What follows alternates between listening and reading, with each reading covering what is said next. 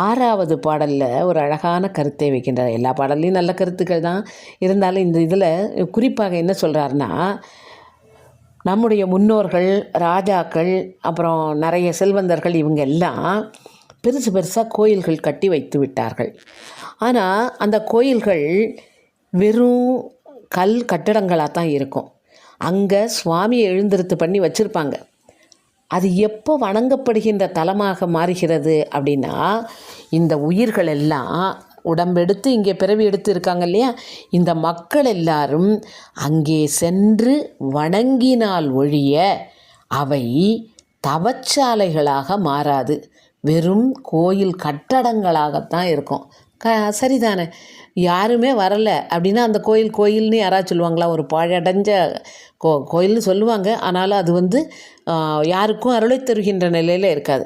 யாருமே அங்கே போகல. அதனால் அங்கே தவம் இருப்பதற்கு யாருமே அங்கே போகலைன்னா அது கோவில்ங்கிற பெயரையே பெறாது. அதை ஞாபகம் வச்சுக்கோங்க. அதனால் நீங்கள் என்ன செய்யணும் அப்படின்னா, தீர்த்தங்களிலே குளியுங்கள்னு சொல்கிறாரு. தீர்த்தத்தில் குளிக்கிறதுக்கு எதுக்கு நமக்கு அறிவுரை கூறுகின்றார்னா, ஒரு இடம், ஒரு கோயில்னா மூர்த்தி, தலம், தீர்த்தம் அப்படின்னு சிறப்பாக சொல்லுவார்கள். அந்த கோயில் கற்றளியாகவே இருந்துவிடும். எப்போ யாரும் வணங்கவில்லை என்றால், வணங்கி தவம் இயற்றினால் அது நிஜமான தவமுடைய சாலைகளாக மாறும், தவச்சாலையாக மாறும். கற்றளிங்கிற அந்த பெயரோடு அமையாது. அப்போ அதுக்கு மக்கள் வணங்க வேண்டும். மக்கள் வந்தால்தான் அது அருகிருக்க தீர்த்தத்திலே அவர்களால் குளிக்க முடியும். அப்போ இவர் என்ன சொல்கிறாரு, நமக்கு அடி எடுத்து வைக்கிறதுக்கு வழியை கட்டுறாரு. ஏப்பா, மக்கள்லாம் போனாத்தான்ப்பா அந்த கற்றளி கோயிலாக மாறும். நீ என்ன செய்யி, வடக்க போனாலும் சரி தெற்க போனாலும் சரி, எங்கெங்கே தீர்த்தங்கள் இருக்கோ அங்கெல்லாம் குளி. தீர்த்தத்தில் குளித்த உடனே நமக்கு மனசு உடனே எங்கே போகும், பக்கத்தில் இந்த கோயில் இருக்குது, கோயிலுக்கு போவோமே அப்படின்னு கோயிலுக்கு போவோம். அப்புறம் சுவாமி உள்ளே இருக்கார், அவரை வணங்குவோம். அதுக்கு ஏதாவது ஒரு பதிகம் அங்கே இருந்ததுன்னா அதை படிப்போம். நமக்கு தெரிஞ்சால் படிப்போம், அங்கே கல்வெட்டில் இருந்தால் படிப்போம். ஆக ஒரே ஒரு லேசாக ஒரு குத்து, ஒரு ஊக்குவித்தல் செய்தார். என்னது? தீர்த்தமாடுங்காரு. அந்த தீர்த்தமாடுதல் நம்ம எதெல்லாம் செய்ய வைக்கிது பாருங்களேன். அதனால் இவர் என்ன சொன்னார், நீ எந்த ஊரில் வேணாலும் இருப்பா, அதனால் எந்த ஊரில் இருந்தாலும் சரி, வடக்க போனேன்னா குருட்சேத்திரம்ங்கிற தலம் ஒன்று இருக்குது, அங்கே போய் நீ நீராடு. அதுக்கப்புறம் திருக்கேதாரம்னு ஒரு தலம் இருக்குது, அங்கே போய் நீ நீராடு. அவ்வளோதான், நீராடுன்னு மட்டும்தான் சொல்லுதார். ஆனால் நீராடிய உடனே அதுக்கு பக்கத்தில் இருக்க கோயில் நம்மளை இழுத்துருமா இல்லையா? அப்போ தெற்க வந்தேன்னு வச்சுக்கோ, சரி வடக்க மட்டும்தானா? இல்லைப்பா, வடக்க 2 ஊர் சொல்லிட்டேன். இப்போ தெற்க நீ வந்த அப்படின்னா கோதாவரி இருக்குது, குமரி இருக்குது, அதுக்கப்புறம் சீர்பற்பதம் இருக்குது, ஸ்ரீசைலம் அதன் தமிழ் வடிவம் சீர்பற்பதம் இருக்குது. இத்தனை இடமும் இருக்குது தலத்தில், அங்கெல்லாம் போய் நீ குளிச்சுட்டு வாப்பா அப்படின்னு மட்டும் சொல்லுகின்றார். அதன் மூலம் நாம் இறைவனை வணங்கி முன்னேறுவதற்கான வழியின் முதல் அடியை எடுத்து வைக்க நமக்கு உதவுகிறார். இது எப்படி இவர் தெற்கு வடக்குன்னு பிரிக்காரு அப்படின்னா, விந்திய மலைக்கு வடக்கே இருக்கின்ற தலங்கள் குருட்சேத்திரமும், அடுத்து என்னது திருக்கேதாரமும். விந்திய மலைக்கு தெற்கே இருப்பவை சீர்பற்பதம், அப்புறம் குமரி, கோதாவரி. இவை தெற்கே, அவை வடக்கே என்று விந்திய மலையை அடையாளமாக நடுநிலையாக வைத்து வடக்கு தெற்கு என்று பேசுகின்றார். இங்கே கேதாரத்தில் உள்ள இயற்கை சிறப்பு எப்படி இருக்கான், வாழை மரத்திலே கனிகள் இருக்கும் இல்லையா, வாழை குலை தள்ளி இருந்ததுன்னா அதில் கனி இருக்கும் இல்லையா, அதை கிளிகள் அமர்ந்து தன்னுடைய அலகால் கீறி அதை உண்ணுமா. கீறி மேலிருக்க தோலை விலக்கிவிட்டு உள்ளிருக்கும் பழத்தை அந்த கிளிகள் உண்ணும். ஆக கேதாரத்தை வணங்கி அங்கே அந்த ஊரில் இருக்கிற கிளிக்கு கூட இவ்வளோ அறிவு இருக்குது. அப்போ உங்களுடைய அறிவு சிறக்க வேண்டும் என்றால் அந்த கேதாரம் எனீரே என்று கூறுகின்றார். பாடலை பார்ப்போம். தளி சாலைகள் தவமாவது, அதாவது தளி கோயில் தவ சாலைகள் ஆவது, தளி சாலைகள் தவமாவதுன்னு பாடலில் இருக்குது. அதை நாம் இப்படி மாற்றி போட்டு பொருள் கொள்ளணும். தளி தவ சாலைகள் ஆவது, தம்மை பெறில் அன்றே. தம்மை என்பது இங்கே மக்களை, பக்தர்களை. தம்மை பெறில் அன்றே, பக்தர்களை பெற்றால்தான் அவை தவச்சாலைகளாகும். குளியீர், போங்கப்பா, குளிக்க போங்கப்பா. இளம் குருக்கேத்திரம். குருக்கேத்திரம் என்பது குருட்சேத்திரத்தினுடைய தமிழ் வடிவம். குளிர் உளம் குருக்கேத்திரம் கோதாவரி குமரி தெளியீர் உளம். அப்போ இங்கெல்லாம் வணங்குனா உங்கள் உள்ளம் கலங்கி இருக்கின்ற உங்கள் உள்ளம் தெளிவடையும். தெளியீர் உளம். சீபற்பதம் தெற்கு. சீபற்பதம் கோதாவரி குமரி தெற்கு. வடக்காக கிளி வாழை ஒன்கனி கீறி உன் கேதாரம் எனீரே. அங்கே வடக்கு இருக்கிறது குருட்சேத்திரமும் திருக்கேதாரம் ஆகிய இந்த இரண்டு தலங்களை இவர் குறிப்பிடுகின்றார். அதே மாதிரி தெற்கையும் கோதாவரி குமரி சீர்பற்பதம்னு சில மூன்றை மட்டும் இவர் குறிப்பிடுகின்றார். ஆக தீர்த்தமாடுங்கள். அப்படி தீர்த்தமாடும் பொழுது இறைவனுடைய திருவருளிலேயே மூழ்குவதற்கு சமம் இல்லையா? அந்த தீர்த்தமாடி அங்கே வடக்க போனால் அங்கேயும் தெற்க போனால் இங்கேயும் இது மாதிரி நிறைய இருக்குது என்று தலங்கள் தோறும் சென்று இறைவனை தரிசிக்க வேண்டியதன் அவசியத்தை நமக்கு உணர்த்துகின்றார். எந்த திசைக்கு போனாலும் அங்கே ஒரு தலம் இருக்குயா, நீ அதை பார்த்துட்டு வந்துரு என்று மனிதர்களுக்கு அறிவுறுத்துகின்றார். அடுத்து 7வது பாடல். இதில் என்னென்னா அந்த தலத்தின் பெருமை எப்படியா இசை பாடுகின்றார்களாம் அங்கிருக்கின்ற பக்தர்கள். அவங்க பாடுவது என்னது? பண் என்பது தமிழ் இசையின் வடிவம். ராகம் என்று கூறுகின்றோம் இல்லையா, அதனுடைய தமிழ்ச்சொல். அதற்கு இணையான ஒரு சொல் பண். தமிழ் இசையை பற்றி கூறும்பொழுது பண் என்று. இப்போ தேவாரம்லாம் சொல்கிறோம் இல்லையா, பண் நட்டப்பாடை, பண் கௌசிகம், பண் அப்படின்னு சொல்கிறோம் இல்லையா. தமிழ் இசைக்கு சொல்லும் பொழுது அதை பண் என்று கூறுவோம். அப்படி பண்ணோடு கூடிய தமிழ் இசையை பாடும் பொழுது அதோடு கூட சேர்ந்து என்ன நடக்குதுன்னா, மிகவும் பழமையான புல்லாங்குழல், அது கூட மிருதங்கம், மிருதங்கம், தாளவாத்தியம் இதெல்லாம் ஒலிக்கிறதன் காரணமாக அங்கே இருக்கின்ற சுனைகள் இருக்க, மலை இல்லையா, மலையில் இருக்கின்ற சுனைகள் அது கண்ணுக்கு அப்படி கண்ணை பறிக்கிற மாதிரி இருக்கா. வெயில் அதன் மேல் பட்டவுடன் அது தகன்னு தங்கம் மாதிரி ஜொலிக்குது. அந்த தங்கம் மாதிரி ஜொலிக்கின்ற அந்த சுனை நீரை அப்படியே அள்ளி அள்ளி வெளியில் வீசுதான். அதில் என்ன இருக்கான்? வைரங்கள் இருக்கான். வைரத்தை எடுத்து தண்ணி உறிஞ்சும் போது அதோடைய வைரத்தும் எடுத்து யானைகள் என்ன செய்தான், அப்படி அந்த நீரை அதுக்குள்ளேருந்து எடுத்து வெளியில் போடுது. அது போடும் பொழுது மன்னிக்கணும், வைரங்களை எடுத்து வெளியில் போடுறது என்னதுன்னா, அந்த நீர்நிலையில் இருக்கின்ற அலை அடிக்கும்போது உள்ளேருந்து வைரத்தெல்லாம் கொண்டு வந்து வெளியில் போடுதான் அலை. அப்புறம் அந்த நிலத்தில் இருக்கிற மத யானைகள் இருக்க, அது நீரை எடுத்து இறைக்கும் இல்லையா, மண்ணை எடுத்து இறைக்கும். அப்படி அந்த மண்ணோடு கூட மாணிக்கங்களையும் இறைக்குமா. சுனை நீருக்குள்ளேருந்து வைரம் வெளியில் வந்து விழுது, மணலுக்குள்ளே கிடக்கின்ற மாணிக்கங்கள் வெளியில் வந்தது. இப்படியெல்லாம் ஒவ்வொன்றும் விலை மதிப்பில்லாத கற்கள் எல்லாம் அந்த பக்கத்தில் இறைந்து கிடக்கிற மாதிரி இருக்கான். இப்படிப்பட்ட கேதாரத்தில் ஒரு ஒலி கிண்ணுன்னு ஒரு ஒலி கேட்குதான். அந்த ஒலி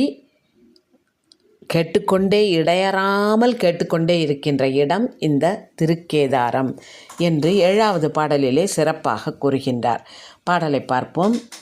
பண்ணின் தமிழ் இசை பாடலின் பழ வேய் முழவு அதிர. வேய் என்றால் புல்லாங்குழல், வேய்ங்குழல், பழமையான பழ வேய் முழவு அதிர கண் இன்னொளி கனகச்சுனை வைரம் அவை சொரிய மண்ணின்றன மதவேழங்கள் மணிவாரி கொண்டு எரிய கிண்ணென்று இசை முரலும் திருக்கேதாரமே என்று திருக்கேதாரத்திலே இந்த இசை முரல்கின்ற அந்த சிறப்பினை நமக்கு விளக்குகின்றார்.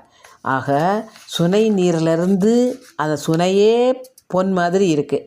சுனை நீருக்குள்ளேருந்து வைரத்தை வெளியில் தூக்கி போடுது. அடுத்து மத வேழங்கள் என்ன செய்யுது, மண்ணுக்குள்ளேருந்து மாணிக்கங்களை வெளியில் கொண்டு வருது. இப்படி எல்லாம் எல்லாமே சிறப்பானதாக நடக்கு. அந்த முரல்கின்ற ஓசையும் எப்பவும் கேட்டுக்கொண்டே இருக்கின்றது என்று அந்த ஊரின் பெருமையை, தலத்தின் அருமையை நமக்கு விளக்குகின்றார். அடுத்து 8வது பாடலில் என்ன செய்கின்றார் அப்படின்னா, பெண் யானைகள் ஆண் யானைகள்லாம் அந்த இடத்துல இருக்கான்.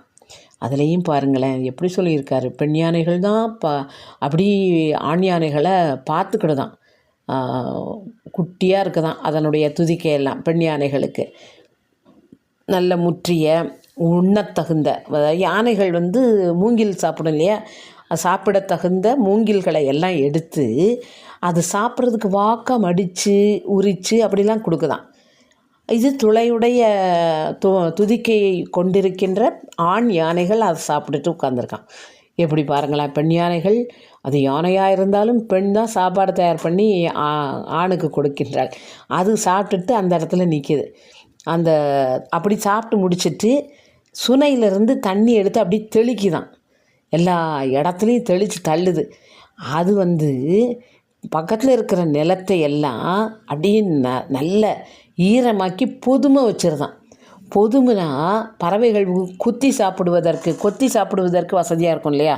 ஒரு மணலாக இருந்தால், நீரின்றி கடினமாக இருந்தால் அது அந்த புள்ளினத்திற்கு, அந்த பறவைக்கு அப்படி கொத்தி சாப்பிடுவதற்கு முடியாது. ஆனால் இங்கே காட்டுக்குள்ளே இருக்கிற சுனையிலிருந்து யானை தண்ணீரை எடுத்து பக்கத்தில் இருக்கிற இடத்துல பூரா தெளித்து வைக்கி, ஏதோ மழை பெஞ்ச மாதிரி ஈரமாக்கிட்டு, அப்படி மழை பெஞ்ச மாதிரி ஈரமாக்கிய நிலத்திலே மயிலும் பிணைமானும் அப்படியே அதை அந்த கிளந்து அப்படியே தோண்டிக்கிட்டே இருக்கான். அந்த மயில் கொத்தி இருக்கும், மான் காலால் கிண்டிக்கிட்டே இருக்கும். அப்படி கிண்டுற நேரத்தில் இது பூச்சி புழுவை தேடுது, இது புல்லை தேடுது. அது நிலத்தை கிண்டி எடுக்கும்போது மாணிக்கங்கள் அப்படி தெறிக்குதான். இப்போ நம்ம ஊரில் மண்ணை தோண்டினோன்னா கல் தெரிக்கும், அங்கே மாணிக்கங்கள் தெரிக்குதான். இந்த மயிலுக்கும் பெண்மானுக்கும் அந்த மாணிக்கம் தேவையா என்ன? அது அவர்களுக்கு தேவையானதை அது எடுத்துகிட்டு போகும். இங்கே நாமும் நமக்கு தேவையானது இறைவனின் திருவடி தருகின்ற இன்பம். அதனால் மற்ற மற்றவற்றையெல்லாம் ஒதுக்கி தள்ளி இந்த மானும் மயிலும் இருந்த மாதிரி நமக்கு தேவையானவற்றை நாம் எடுத்துக்கொண்டு இறைவனை வணங்க வேண்டும். அதற்கு இசையோடு பாடி இறைவனை வணங்கி எல்லா இன்பத்தையும் பெற வேண்டும். அதற்கு திருக்கேதாரம்னு சொல்லுங்கப்பா என்று கூறுகின்றார். 8வது பாடலை பார்ப்போம். முளை கை பிடி சின்ன துதிக்கையை உடைய பெண் யானை. அது முகமன் சொல்லி வரவேற்கதான். வாங்க வாங்கன்னு கேட்டு யாரை? ஆண் யானைகளை. முளை கை பிடி முகமன் சொல்லி முதுவேய்களை இருத்து துளைக்கை களிற்று இனமாய் நின்று சுனை நீர்களை தூவி வளைக்கை பொழி மழை கூர்தர மயில் மான்பிணை நிலத்தை கிழக்க மணி சிந்தும் திருக்கேதாரமே. அந்த மணி வைரங்களெல்லாம் அப்படி பக்கத்தில் தெரித்து விழுதான். அப்பேற்பட்ட கேதாரம் என்று சொல்லுங்கள், உங்களுக்கு புண்ணியம் சேரும் என்று கூறுகின்றார். அடுத்து 9வது பாடலில் திரும்பவும் நம்முடைய உடம்பின் நிலையாமையை நினைவுறுத்துகின்றார். இந்த உடம்பு இப்போ உங்களுக்கு பயனுடையதாக இருக்கலாம். உயிர் தான் செயல்பட வேண்டும் அப்படின்னா அதற்கு இது உடல் தேவை. ஆனால் அந்த உடல் மட்டும்தான் நமக்கு தேவை. அந்த உடலையே பேண வேண்டும்னு நினச்சோம் அப்படின்னா அது ஒரு நேரம் பயனற்று போய்விடும். அதை நீங்கள் கொஞ்சம் யோசிச்சுக்கோங்க. உங்கள் புத்தியை கடன் கொடுத்துடாதீங்க என்று கூறுகின்றார். அப்போ புத்தியை கடன் கொடுத்தா என்னாகும்? அப்படி போய் குழிக்குள்ளே விழுந்த மாதிரி ஆயிரும். ஏன்? நம் வினைகளெல்லாம் தயாராக இருக்குது. நமக்கு என்னென்ன பலன்களை எப்போ கொடுக்கணுங்கிறதுக்கு தயாராக காத்துக்கிட்டே இருக்குது. அந்த பலன்களை கொடுத்துக்கிட்டே இருக்கும். அது நாம் சும்மாவே குழியில் போய் விழுந்துக்கிட்டு இருந்தோன்னு வைங்களேன், வினைப்பயன் கொடுக்கும் பொழுது அது இன்னும் கொஞ்சம் நமக்கு பிரச்சனை தானே. அதனால் ஏற்கனவே வினைப்பயன் காத்திருக்கு, நீ வேற அறிவை கடன் கொடுத்துட்டு சாப்பிட்டு உடம்பை மட்டுமே பேணிக்கிட்டு அழியாத, அதிலேயே அழிஞ்சு போயிடாத. இலங்கை வேந்தன் இருக்கானே, அவனுடைய இடம் கடலால் சூழப்பட்ட இடம். அவ்வளவு பெருமை வாய்ந்தவன் அவன். அவனே வலிமை இழந்து போகின்ற வகையிலே இறைவன் அவனை கல்லுக்கு அடியிலே போட்டு அடர்த்தான். அடர்த்து விட்டு அதோடு விடவில்லை. அவன் இசைபாடி அவனை வணங்கிய பிறகு அவனை நல்ல வழியில் சேர்த்து அவனுக்கு ஒரு நல்ல கதியை காட்டினார். அப்படி அந்த மலைக்கு மேல் இருக்கின்ற ஈசன் அருளக்கூடியவன். தப்பு செய்தால் தண்டனை கொடுப்பான். இப்போ நம்ம என்ன தப்பை செய்யக்கூடாது? அவன் மலையை பெயர்த்தான், அந்த தப்பை பண்ணி தண்டனை அனுபவித்தான். அப்புறம் இன்னிசை பாடி வருந்தி தன் ஆணவம் அடங்கி இறைவனை வணங்கினான். இப்போ நம்ம என்ன தப்பு பண்ணிக்கிட்டு இருக்கோம்? இந்த உடம்பை சுமைன்னு நினைக்காம அதுதான் மேன்மையானது, அதை பேணுவது தான் நமக்கு நல்லது அப்படின்னே நினச்சி உடம்பை பேணிக்கொண்டே இருக்கின்றோம். அதனால் நம்ம அறிவு கெட்டு போயிட்டோம். ஏற்கனவே இருக்கின்ற வினைப்பயனையும் சேர்த்து அனுபவிக்கும் போது சும்மா விழாமல் குழிக்குள்ளே விழுந்த மாதிரி நம்ம நிலமை போயிடும். அதனால் இலங்கை மன்னனை நினச்சி நீங்களும் நல்ல நெறியில் இருந்தீங்கன்னா உடம்பை பேணிக்கிட்டே அதிலேயே இருந்துடாதீங்க. அதுக்காக உடம்பு பேண வேண்டான்னு நம்ம பெரியவர்கள் சொல்லலை இல்லையா? உள்ளம் பெரும் கோயில் உன்னுடம்பு ஆலயம். இந்த பிறவி நமக்கு வாய்த்தது பெரிய பேர். வாய்த்தது நந்தமக்கு ஈதோர் பிறவி மதித்திடுமேன். பிறவியை மதித்து உடம்பினை நான் இருந்து ஓம்புகின்றேனே அப்படிங்குவார். உடம்பை ஓம்பணும், ஆனால் உடம்பை மட்டுமே ஓம்பிக்கொண்டு இருக்கக்கூடாது. உடம்பை எதற்காக ஓதுகின்றோம்? அதற்குள் இறைவன் குடியிருக்கின்றான் என்பதால் ஓம்புகின்றோம். அதை மறந்துட்டு உடம்பை மட்டும் ஓம்பிக்கொண்டிருந்தோம் என்றால் நமக்கு நல்ல கதி கிடைக்கவே கிடைக்காது. பாடலை பார்ப்போம். பொதியே சுமந்து, பொதிங்கிறது இங்கே இறைச்சியால் ஆன பொதி. பொதியே சுமந்து உழல்வீர் பொதி அவமாவதும் அறியீர் மதிமாந்திய வழியே சென்று குழி வீழ்வதும் வினையால் கதி சூழ் கடல் இலங்கைக்கு இறை மலங்க அவ்வரை அடர்த்து கெதிப்பேறு செய்து இருந்தான். முதல்ல அவனை அப்படியே அடர்த்தான், அதுக்கப்புறம் அவனுக்கு நல்ல கதியை பேராக கொடுத்தான். கதி பேறு செய்து இருந்தான் இடம் கேதாரம் எனீரே என்று ராவணன் பட்ட துன்பத்தையும் அதற்கு பிறகு அவன் பெற்ற வாழ்வையும் நினையுங்கள். நீங்களும் அவனை மாதிரி புத்தியை கடன் கொடுத்துட்டு கெட்ட வழியில் போய் அதாவது உடம்பை மட்டுமே பேணி குழியிலே விழுந்து அல்லல் உறாதீர்கள் என்று ஒரு நம்ம சும்மா சொன்னால் கூட நமக்கு அவ்வளவா உரைக்காது தெரியுமா? அந்த அப்படியே சரின்ட்டு போயிடும். ஆனால் இப்படி ஒருத்தனுக்கு நடந்திருக்கு பார்த்தியாப்பா, அப்போ உனக்கும் அதே மாதிரி ஒரு கதி வேணுமா அப்படின்னா கொஞ்சம் நமக்கு உரைக்கும்ல. அதனால் ராவணனை எடுத்துக்காட்டாக கூறி நமக்கு இங்கே அறிவுறுத்துகின்றார். அடுத்து 10வது பாடல் பதிக பலன் சொல்லுகின்ற பாடலாக அமைந்திருக்கின்றது. இதில் என்ன சொல்கிறாருன்னா, நிறைய சிவனடியார்கள், அந்த சிவனடியார்கள் எல்லாருக்கும் அடியவனாகிய தொண்டன் நான் இந்த கேதாரத்தை பாடியிருக்கின்றேன். இதை பாட வல்லவர்கள் பரலோகத்தில், அதாவது மேலே எல்லாவற்றிற்கும் மேலான உலகமாகிய சிவலோகத்திலே சென்று இருப்பார்கள் என்று கூறுகின்றார். பாடலை பார்ப்போம். நாவின் மிசை அரையனோடு, நாவின் மிசை அரையன் நாவுக்கு அரசன் திருநாவுக்கரசர் அவரோடு தமிழ் ஞானசம்பந்தன், தமிழை பாடிய ஞானசம்பந்த பிள்ளையார், யாவர் சிவனடியார்களுக்கு அடியான். அவங்க இது ஞானசம்பந்தர், நாவுக்கரசர், மற்ற சிவனடியார்கள் எல்லாருக்கும் அவர் அத்தனை பேருக்கும் எல்லா சிவனடியார்களுக்கும் அடியான் அடித்தொண்டன். நான் யார்? அவர்களுக்கெல்லாம் அடிமை, அவர்களுக்கும் பணி செய்யக்கூடிய அடித்தொண்டன். நாவின் மிசை அரையனோடு தமிழ் ஞான சம்பந்தன் யாவர் சிவனடியார்களுக்கு அடியான் அடித்தொண்டன். தேவன் திருக்கேதாரத்தை ஊரன் உரை செய்த இன் தமிழ் வல்லார் பரலோகத்து இருப்பரே என்று இறைவனை நினைந்து அவன் தலத்தின் பெயரை சொன்னால் கூட நமக்கு நல்ல கதி கிடைக்கும் என்று இந்த பதிகம் மூலமாக நமக்கு கூறினார். மொத்தமாக நாம் செய்ய வேண்டியது, பொதியால் மூடப்பட்ட இந்த உடம்பே பெருசு அப்படின்னு நினைத்து உடம்பை மட்டுமே ஓம்பிக்கொண்டு இருத்தல் கூடாது. அதை தாண்டி இறைவனது திருப்பெயரை உச்சரித்து தலத்தின் பெயரை உச்சரித்து தீர்த்தம் ஆடி எல்லா இடங்களுக்கும் சென்று இறைவனை அந்தந்த திருக்கோயில்களிலே சென்று வணங்குவீராக என்று நமக்கு வழிகாட்டுகின்றார் என்ற அளவிலே இன்றைக்கு இந்த பதிகத்தின் சிந்தனையை நிறைவு செய்கின்றேன். அருள்நிறை கேதாரநாதர் திருவடிகள் போற்றி போற்றி. அருள்நிறை கேதார கௌரி அம்மை திருவடிகள் போற்றி போற்றி. ஆதி வாழிய அஞ்செழுத்தோடு வெண்பூதி வாழிய புண்ணியர் வாழிய நீதி வாழிய நீழ்ப்புவி வாழிய கோதில் செய்வ குலமிக வாழிய. திருச்சிற்றம்பலம்.